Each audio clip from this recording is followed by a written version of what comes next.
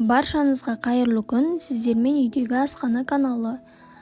Рамазан айы барлықтарыңызға берекелі, жақсылыққа толы ай болсын. Ал дәл қазір сіздерге ораза кезінде қарныңызды тоқып тұратын, пайдалы, құнарлы, ең бастысы жасалу жолы өте оңай тағамның түрі жентті қалай дайындау керек екенін көрсетемін. Ең алдымен таза құрғақ ыдысымызды алып сары майды саламыз. Өте баяу отта майда толық ерітіп аламыз. Егер асығыс болмасаңыз, бөлме температурасында ұзақ уақытқа қойып ерітіп алсаңыз болады. Еріген майдың үстіне қалауыңызша бал немесе сгущенка, тіпті жай ғана қантты салып, жақсылап араластырамыз. Құрметті видеомды көріп отырған мейірімді жан, каналыма тіркеліп, видеоларыма лайк басып, комментарий қалдырыңыз. Сіздің менің еңбегімді бағалауыңыз мені шабыттандырады.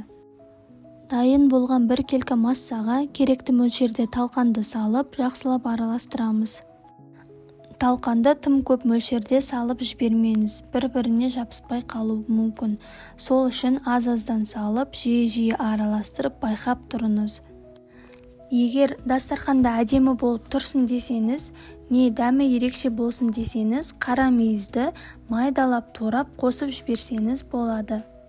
Бізде соңғы этап өзіңіз қалауыңыз бойынша әр түрлі формаға келтіріп, жақындарыңызға ұсына бересіз. Ұлттық тағам саналатын жентіміз дайын, жақындарыңызға шаймен бірге ұсынып қуантыңыз. Каналымдағы келесі видеода майсөктің жасалу жолын көрсетемін. Менімен бірге болыңыздар.